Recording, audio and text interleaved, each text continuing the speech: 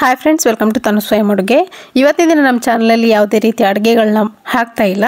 ಇವತ್ತಿನ ನೋಡಿ ವರಮಹಾಲಕ್ಷ್ಮಿ ಹಬ್ಬಕ್ಕೆ ಹೇಗೆ ಸೀರೆಯನ್ನು ಉಡಿಸುವುದು ಸಿಂಪಲ್ ಆಗಿ ಅಂತ ಅನ್ನೋದನ್ನು ತೋರಿಸ್ತಾ ಇದ್ದೀನಿ. ಸ್ಟೆಪ್ ಬೈ ಸ್ಟೆಪ್ ನೀವು ನೋಡಿಕೊಂಡ್ರೆ ನೀವು ಕೂಡ ಸುಲಭವಾಗಿ ನೀವು ಸೀರೆಯನ್ನು ಉಡಿಸ್ಬೋದು, ಜಾಸ್ತಿ ಸಮಯ ತಗೊಳ್ಳಲ್ಲ. ಇವಾಗ ನೋಡಿ ಸೀರೆ ತೊಗೊಂಡಿದ್ದೀನಿ. ಒಂದು ಸಿಂಪಲ್ ಆಗಿ ಎರಡೂ ಕಡೆ ಪಲ್ಲು ಸೇಮ್ ಇರುವಂಥ ಸೀರೆಯನ್ನು ತೊಗೊಳ್ಳಿ. ಅಂದರೆ ಈ ದಡಿ ಅಂತಾರಲ್ಲ, ಸೇಮ್ ಸೈಜ್ ಇರಬೇಕು, ಅಂದರೆ ಎರಡು ಕಡೆ ಸೇಮೇ ಇರಬೇಕು. ಸಾಮಾನ್ಯವಾಗಿ ಒಂದೊಂದು ಸೀರೆಯಲ್ಲಿ ಒಂದು ಚಿಕ್ಕದು ಪಲ್ಲು ಇರುತ್ತೆ, ಇನ್ನೊಂದು ದೊಡ್ಡ ಪಲ್ಲು ಇರುತ್ತೆ. ಆ ಥರ ಇರೋ ಸೀರೆಯನ್ನು ಆಯ್ಕೆ ಮಾಡ್ಕೊಬೇಡಿ ಉಡ್ಸೋಕ್ಕೆ.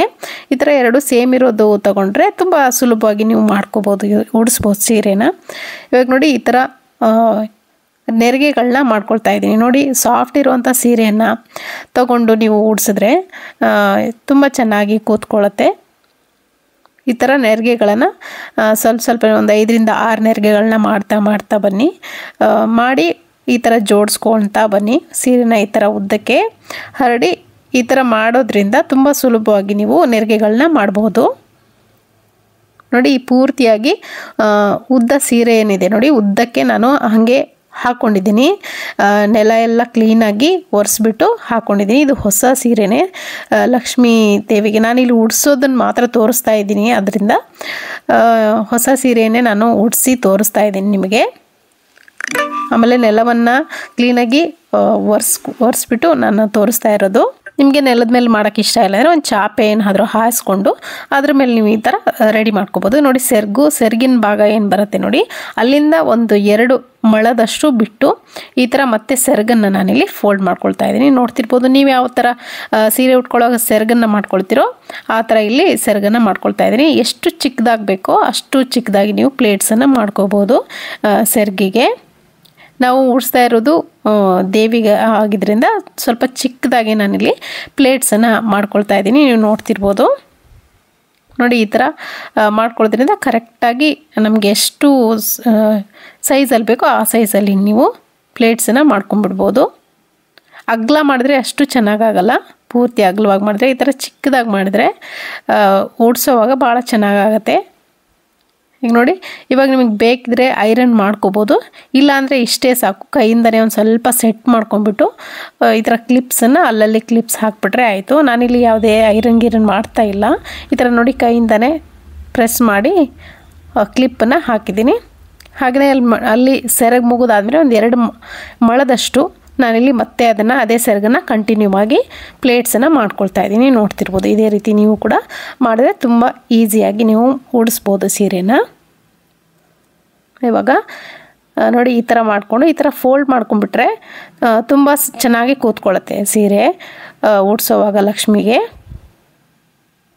ಇಲ್ಲೂ ಒಂದು ಬೇಕಿದ್ರೆ ನೀವು ಪಿನ್ ಆದರೂ ಹಾಕೋಬೋದು, ಅಥವಾ ರೇಷ್ಮೆ ಸೀರೆ ಆಗಿದ್ದರೆ ಪಿನ್ನನ್ನು ಅವಾಯ್ಡ್ ಮಾಡಿ.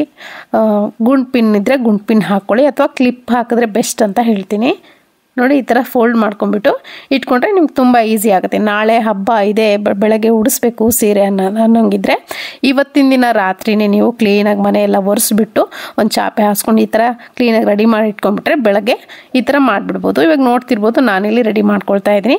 ಟೀಪಾಗೆ ಒಂದು ವೈಟ್ ಬಟ್ಟೆ ಹಾಸ್ಬಿಟ್ಟು ಅಲಂಕಾರ ಮಾಡ್ಕೊಂಡಿದ್ದೀನಿ. ಬ್ಯಾಕ್ ಡ್ರಾಪ್ ಕೂಡ ಹಾಕಿದ್ದೀನಿ. ಇದ್ರ ಮೇಲ್ಗಡೆ ಒಂದು ಸ್ಟ್ಯಾಂಡನ್ನು ಇಟ್ಟು, ಅಂದರೆ ಕಳಶಕ್ಕೆ ಕುಂದಿರಿಸ್ತೀವಲ್ಲ, ಕಳಶದ ಮನೆ ಇಟ್ಟು ಒಂದು ಬೌಲಲ್ಲಿ ಅಕ್ಕಿ ತುಂಬಿಸ್ಕೊಂಡಿದ್ದೀನಿ. ಸಿಂಪಲ್ ಮಾಡೋರು ಈ ಥರ ಮಾಡಿಬಿಡಿ, ತುಂಬ ಈಸಿಯಾಗಿ ಮಾಡಿಬಿಡ್ಬೋದು. ಜಾಸ್ತಿ ಗೊಂದಲನೇ ಇರಲ್ಲ ಈ ಥರ ಮಾಡಿಬಿಟ್ರೆ. ಒಂದು ಬೌಲಲ್ಲಿ, ದೊಡ್ಡದಾಗಿರೋಂಥ ಬೌಲಲ್ಲಿ ಆಮೇಲೆ ಒಂದು ತಾಮ್ರದ ಚಮ್ನಲ್ಲಿ ಮತ್ತೆ ಅಕ್ಕಿಯನ್ನು ಫುಲ್ಲಾಗಿ ತುಂಬಿ ಇಟ್ಟಿದ್ದೀನಿ, ಸೆಟ್ ಮಾಡ್ಕೊಂಡಿದ್ದೀನಿ. ನೋಡಿ ಬೌಲ್ಗೆ ಕರೆಕ್ಟಾಗಿ ಅರ್ಧ ಬರೋ ಅಷ್ಟು ಚೆಂಬು ಇದೆ ನಂದು. ಅವಾಗ ಟೈಟಾಗಿ ಕೂತ್ಕೊಳ್ಳುತ್ತೆ. ಅದ್ರ ಮೇಲ್ಗಡೆ ನೋಡಿ ನೀವೇನಾದರೂ ಲಕ್ಷ್ಮಿಗೆ ಉಡಿಸೋವಾಗ ನೀರು ತುಂಬಿದ ಚೆಂಬಿಡಬೇಕಲ್ಲ, ನೀರು ತುಂಬಿದ ಚೆಂಬಿಡಿ. ನಾನಿಲ್ಲಿ ತೋರ್ಸೋಕ್ಕೆ ಖಾಲಿ ಚೆಂಬನ್ನು ಇಟ್ಟಿದ್ದೀನಿ. ಚೆಂಬಿಗೆ ಈ ಥರ ಕೋಲನ್ನು ಕಟ್ಕೊಂಬಿಡಿ, ಈಸಿ ಆಗುತ್ತೆ, ತುಂಬ ಈಸಿ ಆಗುತ್ತೆ. ಕೋಲನ್ನು ಕಟ್ಕೊಂಡ್ಬಿಟ್ಟು ಆ ಚೆಂಬಿನ ತುದಿಗೆ ಸರಿಯಾಗಿ ಟೈಟಾಗಿ ಕಟ್ಕೊಂಡ್ಬಿಟ್ರೆ ಮಿಸ್ಕಡಲ್ಲ, ಅಂದರೆ ಅಳ್ಳಾಡಲ್ಲ. ನಾನಿಲ್ಲಿ ಖಾಲಿ ಚಂಬಿಟ್ಟಿದ್ರೆ ಸ್ವಲ್ಪ ಅಳ್ಳಾಡ್ತಿದೆ. ನೀವು ನೀರನ್ನು ತುಂಬಿಸ್ತಿರಲ್ಲ, ಈ ಥರ ಅಲ್ಲಾಡಲ್ಲ. ಅಥವಾ ನೀವು ಒಂದು ಗಮ್ ಸ್ಟಿಕ್ ಇರುತ್ತಲ್ಲ, ಟೇಪು, ಡಬಲ್ ಟೇಪ್, ಅದನ್ನು ಅಂಟಿಸ್ಬಿಟ್ರೆ ಅಲ್ಲಾಡೋದೇ ಇಲ್ಲ. ಇದು ನೋಡಿ ಸೀರೆ ಈ ಥರ ಎರಡೂ ಕಡೆ ಸೇಮ್ ಸೈಜಲ್ಲಿ ಬರೋ ಥರ ಸುತ್ತಲೂ ಹಾಕ್ಕೊಂಡು ಒಂದು ಪಿನ್ ಹಾಕ್ಬಿಡಿ. ಈ ಥರ ನಡುವೆ ಪಿನ್ ಹಾಕ್ಬಿಟ್ಟು ಕರೆಕ್ಟಾಗಿ ನೀವು ಕರೆಕ್ಷನ್ ಮಾಡ್ಕೋಬೇಕು. ಈ ಸೆರಗು ಏನಿದೆ ನೋಡಿ, ನೆರಿಗೆಗಳು ಕರೆಕ್ಟಾಗಿ ಸುತ್ತಲೂ ಹರಡೋ ಥರ ನೀವು ಕೈಯಿಂದ ಸೆಟ್ ಮಾಡ್ಕೋಬೇಕಾಗತ್ತೆ ಅದನ್ನು. ಸೊ ಇವಾಗ ಆ ಕೋಲ್ಗೆ ನೋಡಿ ಸೆರಗು ಬರೋ ಥರ ಈ ಥರ ಸಿಗಿಸ್ಕೊಂಡಿದ್ದೀನಿ. ಲಾಸ್ಟ್ ಸೆರಗೇನಿರುತ್ತೆ ಕೋಲ್ಗಡೆ ಬರಬೇಕು. ಎರಡೂ ಕಡೆ ಸೆರಗನ್ನ ಈ ಥರ ಕೋಲಿಗೆ ಸಿಗಿಸ್ಬಿಡಿ ನೋಡಿ. ಈ ಥರ ಸಿಗಿಸಾದ್ಮೇಲೆ ಅಲ್ಲಿ ಬೇಕಿದ್ರೆ ನೀವು ಗುಂಡು ಪಿನ್ನನ್ನು ಹಾಕ್ಕೋಬೋದು ಅಥವಾ ಪಿನ್ ಕೂಡ ಹಾಕ್ಕೋಬೋದು. ನಾನಿಲ್ಲಿ ಎರಡೂ ಸೇರಿಸಿ ಹಿಂದ್ಗಡೆ ಒಂದು ಪಿನ್ ಅಥವಾ ಕ್ಲಿಪ್ಪನ್ನು ಹಾಕ್ಕೊಂಡಿದ್ದೀನಿ. ಅದು ಹಾಗೆಯೇ ಇಲ್ಲಿ ಮುಂದೆ ನಾವೇನು ಪಿನ್ ಹಾಕ್ಕೊಂಡಿದ್ವಿ ಸೀರೆಗೆ, ಆ ಪಿನ್ನನ್ನು ತೆಗೆದು ಈ ಥರ ಜೋಡಿಸ್ತಾ ಇದ್ದೀನಿ. ನೆರಿಗೆಗಳನ್ನ ಕರೆಕ್ಟಾಗಿ ಹರಡ್ಕೊಂಡಿರಬೇಕು. ನೆರಿಗೆಗಳು ಆ ಥರ ಬರೋ ಥರ ಕೈಯಿಂದ ಕ್ಲೀನಾಗಿ ಸೆಟ್ ಮಾಡ್ಕೊಳ್ಳಿ. ತುದಿ ಭಾಗದ ಸೆರಗೇನಿರುತ್ತೆ ಅದೇನಾದರೂ ಈ ಥರ ಎಡ್ಜಿಗೆ ಬಂದಿದ್ದರೆ ಅದನ್ನು ಸ್ವಲ್ಪ ಹೈಡ್ ಮಾಡಿ ನೀವೇ ಕೈಯಿಂದ. ಇವಾಗ ನೋಡ್ತಿರ್ಬೋದು ಎಷ್ಟು ಲಕ್ಷಣವಾಗಿ ಕಾಣಿಸ್ತಾ ಇದೆ. ಅರ್ಧದಷ್ಟು ಮಾಡಿದ್ದೀನಿ, ಆಗಲೇ ಎಷ್ಟು ಚೆನ್ನಾಗಿ ಕಾಣಿಸ್ತಾ ಇದೆ ನೀವು ನೋಡ್ತಿರ್ಬೋದು. ಹಿಂದೆ ಕ್ಲಿಪ್ ಹಾಕ್ಕೊಂಡೆ, ಸೆರಗು ಎರಡು ಆ ಕೋಲ್ ಮೇಲೆ ಹಾಕಿಬಿಟ್ಟು ಇವಾಗ ಈ ಥರ ಮುಂದೆ ಜೋಡಿಸ್ಕೊಂಡು ಬೇಕಿದ್ರೆ ನೀವು ಪಿನ್ ತೆಗಿಬೋದು, ಅದು ಚೆನ್ನಾಗೇ ಕಾಣಿಸುತ್ತೆ. ತೆಗೆದು ನೋಡಿ ಸೆರಗೇನಿರುತ್ತೆ ನೋಡಿ, ಸೆರಗುಗೂ ಕೂಡ ಕ್ಲಿಪ್ ಹಾಕಿದ್ನಲ್ಲ ಅದನ್ನು ಈ ಥರ ಎರಡು ಸೈಡ್ ತಗೊಂಡು ನೀವು ಇಲ್ಲಿ ಹಾಕ್ಕೊಂಡ್ರೆ ಆಯಿತು. ಈಗ ನೋಡ್ತಿರ್ಬೋದು ಈ ಥರ ಫೋಲ್ಡ್ ಮಾಡಿಬಿಟ್ಟು ಈ ಥರ ವಿ ಶೇಪ್ನಲ್ಲಿ ಫೋಲ್ಡ್ ಮಾಡಬೇಕು. ಸೆರಗನ್ನು ಫೋಲ್ಡ್ ಮಾಡಿ ನೀವು ಇಲ್ಲಿ ಒಂದು ಸೊಂಟ ಪಟ್ಟಿ ಇದ್ದರೆ ಸೊಂಟ ಪಟ್ಟಿ ಕಟ್ಬೋದು.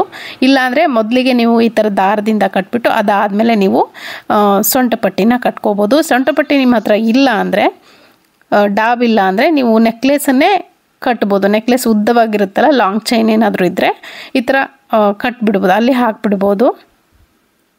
ಸೊ ಇವಾಗ ನೋಡಿ ಮೊದಲಿಗೆ ನಾನು ಒಂದು ದಾರದಿಂದ ಕಟ್ಕೊಂಡ್ಬಿಟ್ಟೆ ಸೆಟ್ ಆಗಲಿ ಅಂತ. ಇವಾಗ ಅದ್ರ ಮೇಲ್ಗಡೆನೇ ನಾನಿಲ್ಲಿ ಒಂದು ಉದ್ದವಾಗಿರೋಂಥ ನೆಕ್ಲೆಸನ್ನು ಸೊಂಟ ಪಟ್ಟಿ ಥರ ನಾನಿಲ್ಲಿ ಬಳಸ್ತಾ ಇದ್ದೀನಿ, ನೀವು ನೋಡ್ತಿರ್ಬೋದು. ಅದಾದಮೇಲೆ ಬೇಕಿದ್ರೆ ನೀವು ದಾರವನ್ನು ತೆಗಿಬೋದು ಅಥವಾ ಹಾಗೇನೂ ಇಡ್ಬೋದು. ಇವಾಗ ಮೇಲ್ಗಡೆ ಕಳಶ ಮತ್ತು ದೇವಿ ಮುಖವಾಡವನ್ನು ಹಾಕಿ ನಿಮ್ಗೆ ಎಷ್ಟು ಬೇಕೋ ಅಷ್ಟು ನೆಕ್ಲೆಸ್ಗಳು ಹಾರಗಳನ್ನ ಹಾಕಿ ಅಲಂಕಾರವನ್ನು ಮಾಡ್ಬೋದು.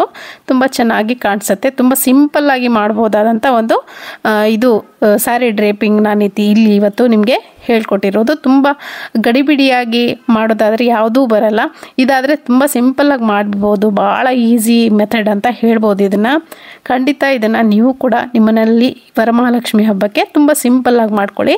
ಜಾಸ್ತಿ ಆಡಂಬರದಿಂದ ಮಾಡೋ ಬದಲು ಈ ಥರ ಸಿಂಪಲ್ಲಾಗಿ ಸೀರೆ ಡ್ರೇಪಿಂಗ್ ಮಾಡಿಕೊಂಡ್ರೆ ತುಂಬ ಲಕ್ಷಣವಾಗಿ ಕಾಣಿಸುತ್ತೆ, ದೇವಿ ಕಾಣಿಸ್ತಾರೆ ನೋಡಿ ಯಾವ ರೀತಿ ಇದೆ. ನೀವು ಒರಿಜಿನಲ್ ಹೂವನ್ನು ಈ ಥರ ಡೆಕೋರೇಟಿವ್ ಆಗಿ ಹಾಕ್ಬೋದು. ನಾನಿಲ್ಲಿ ಆರ್ಟಿಫಿಷಿಯಲ್ ನಿಮ್ಗೆ ತೋರ್ಸೋಕ್ಕೋಸ್ಕರ ಆರ್ಟಿಫಿಷಿಯಲ್ ಹೂವನ್ನು ಹಾಕ್ಕೊಂಡಿದ್ದೀನಿ.